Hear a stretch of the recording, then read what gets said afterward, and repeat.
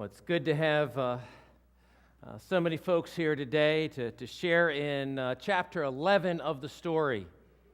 And I've been thinking about what I wanted to say as we are meeting David today for the first time.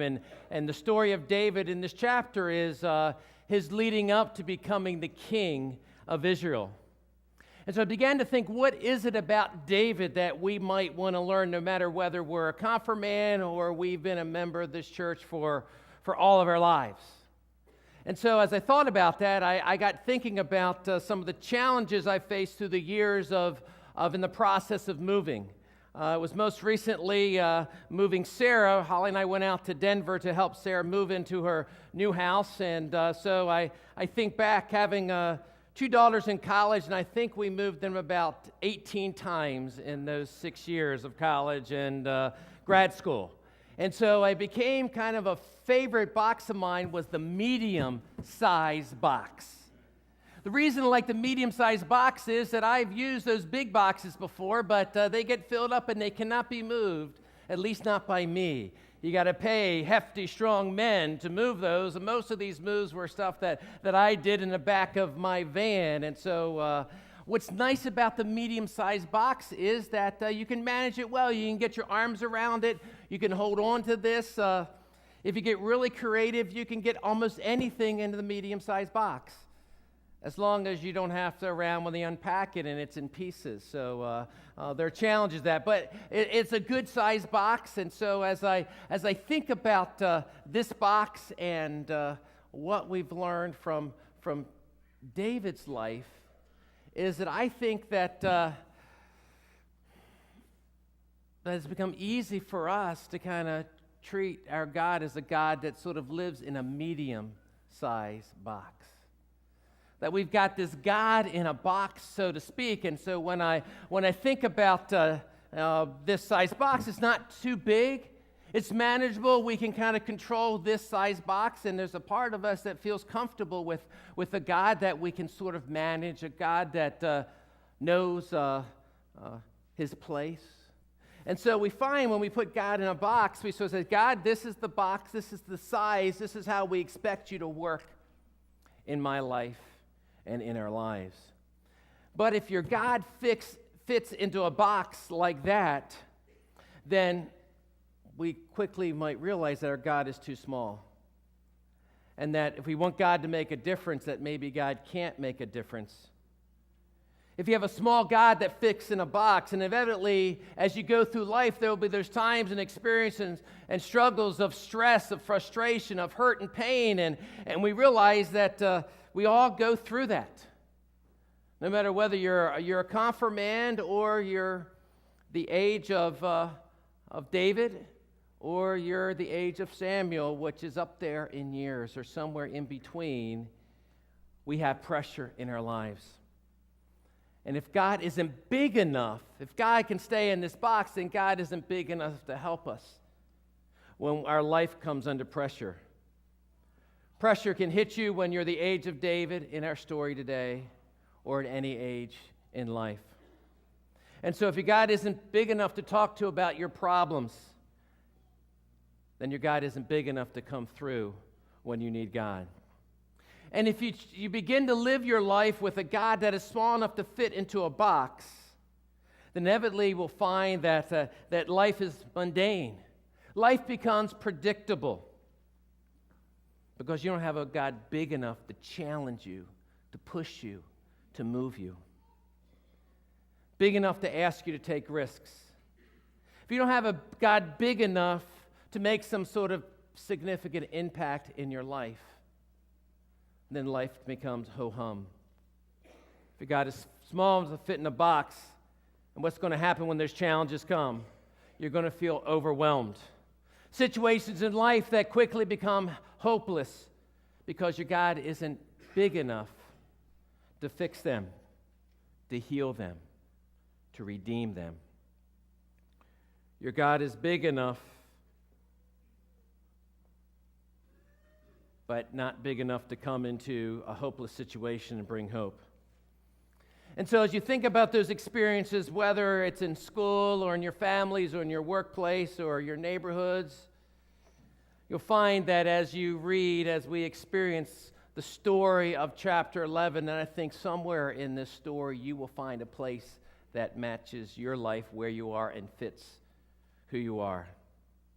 So meet David here in 1 Samuel 16 when he's anointed to be the new king of Israel. So let's have a practical demonstration. I want any of our youth that are in 8th or 9th grade to please stand.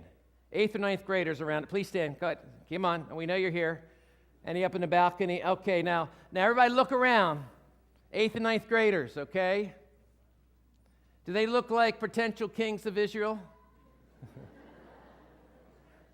All right, sit down. That's David's age. David would be an 8th grader at Bel Air High School or a 9th grader at middle school or Bel Air High School. That's who we're talking about here. 14 or 15 years old. And that's when he was anointed king of Israel. Now, what is he doing? He's working as a shepherd for his family. Shepherds is not a job that you wanted. It went to the least powerful in the family, which was always the youngest, as they were old enough to say, hey, you've got the job, you get to be the shepherd from now on. It's not a job you want as a kid.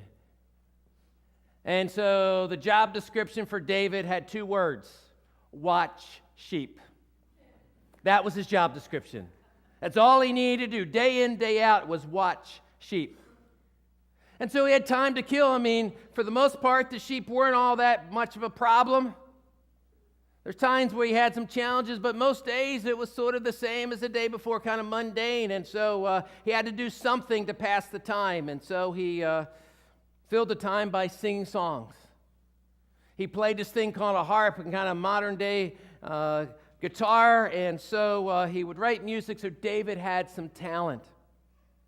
And he also was getting pretty good at a slingshot. I mean, it's kind of bored, so, okay, let's shoot things. And he was really good slinging stones, singing songs, watching sheep. Yeah, I mean, just think of that resume as we're building for what he is supposed to be down the road. And so you can imagine, here he is watching sheep, singing songs, and slinging rocks until the prophet Samuel comes to town. Samuel was the one who last week in the story of Saul had anointed King Saul, Hannah's son, who was sent to the temple when he was younger, and then God called him to lead Israel. And so he'd already anointed Saul, and so now God is saying, hey, we need to find somebody else. And so he's coming to town, coming to Jesse's house. Jesse was David's father. And so he says, hey, I'm coming. The Lord has told me that one of your sons is going to be the next king of Israel. So Jesse's all excited. So he had his sons all there together. They had on their finest clothes. They had their resumes, all 5 copies ready to hand out to prove to Samuel how good all their hair was perfect. Everything was wonderful. And so Samuel arrives for the big day. And where's David? Watching sheep, singing songs, slinging rocks. And so we find that Samuel, in one sense, to kind of get a contemporary illustration, is sort of playing the role of Simon Cowell. On American Idol, let's find the next big star. That's his job. He's coming and he's going to have these 7, and he gets to figure out which one is God's choice. And so he arrives and he meets the first son, and he looks and says, well, game over. This is the guy. You see it? See what I'm seeing, God? You look at his resume, it's impeccable. He's a natural leader, so Samuel thinks he's found the man. And here's what 1 Samuel 16:6 says. When they arrived, Samuel saw Eliab and thought, surely the Lord's anointed stands here before the Lord. This is the guy. Eliab is impressive. He makes a great first impression. Everything looks perfect. Send the rest of the applicants back. I found the guy. Long live King Eliab. Any ever heard of King Eliab? No. What does God say to Samuel? Now realize Samuel's a smart guy. He's supposed to understand this. He is God's choice, and yet what is he doing? Samuel has his God in a box. already. He's thinking of what kind of person that he believes would be best for this. And so Samuel bases his judgment on what he sees, but God explains in verse 7. But the Lord said to Samuel, do not consider his appearance or his height, for I have rejected him. The Lord does not look at the things people look at. People look at the outward appearance. Can we say amen to that? Don't we all judge people by how they look, right? We make all decisions so quickly. But the Lord looks at the heart. Samuel, you're looking at things that I'm not paying attention to. You're looking at the outward appearance, and you've already got all caught up with this guy's looks. The stage presence, as Simon Cowell would say, that X factor. A great first impression, but I'm looking at the heart, and I've rejected him. And so Samuel goes to candidate number 2. And it gets to candidate number 2, and I can't pronounce his name, so I'm not going to talk about him. And whatever his name was, and Lord says no, and so it gets to 3. And I guess at some point Samuel's figuring there's a pattern coming here. Number 4, and God says no, and I think Samuel's getting kind of worried at this point, getting a little uncomfortable. Because he's telling Absalom, Jesse, no, that's not it. And then he gets to 5, and no. Number 6, and I'm sure he's really sweating by the time he gets to number 7. And then no. Can you imagine how Samuel's feeling at that point? Have you ever been to the store and you see something that you want to buy, and you go through all the sizes, and it's not they don't have it in your size, so you go up to the sales clerk and says, hey, I think it was Samuel, do you have anything in the back? Everything that's not out on the floor that I haven't seen yet? I think that's what Samuel's saying here, and I don't know how long Jesse had to think this through. If you've ever been the youngest child, you maybe, and had a lot of brothers and sisters, you may know what it's like. You know, you're a non-entity in the family because you got all these big brothers and sisters who take all the attention. And so, oh yeah, there is another son. But he's the youngest, and the Hebrew seems to really transliterate to say that really he's the runt of the litter. Is really kind of how he's being described here. And where is he? Well, he's what? Watching sheep, slinging rocks, and singing songs. Well, we're not going to sit down till he gets here, get him in here. I'm sure Samuel's kind of felt embarrassed at this. Didn't I tell you to have all your sons? So, David shows up, and in verse 12 it says, then the Lord said, rise and anoint him. He is the one. And on that day, David is anointed the next king of Israel. Okay, all you 8th graders, 9th graders, stand up again. All right. This is what we're working with. Yeah. Look at them and say, you'd make a great king if you're sitting around them. Yeah. Or queen. All right.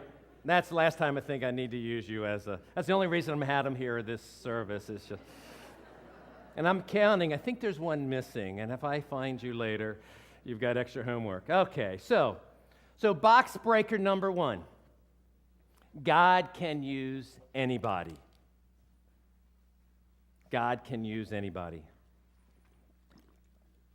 See, God often uses those who we would not expect. For God looks at things differently than we do. We assume that God would use only certain people. And we can get this message early in our life as to kind of in the church, kind of what you expect. We like those people who kind of play by the rules that don't, upset the apple cart, that sort of is, predictable, not risk-taking, jump through the hoops. But if we believe that, then we haven't read any of the first 10 chapters of the story, or we haven't heard any messages since the beginning of the story. For indeed, don't put God in a box and tape it shut. God will use who God wants to use. God can use anybody. And no one thought, including Dad, that David would be the one. And so, nobody thinks that you can be used, most likely. Youth and adults here today. And most likely, you don't even think that you can be used by God. If my theory of God in a box and we like it nice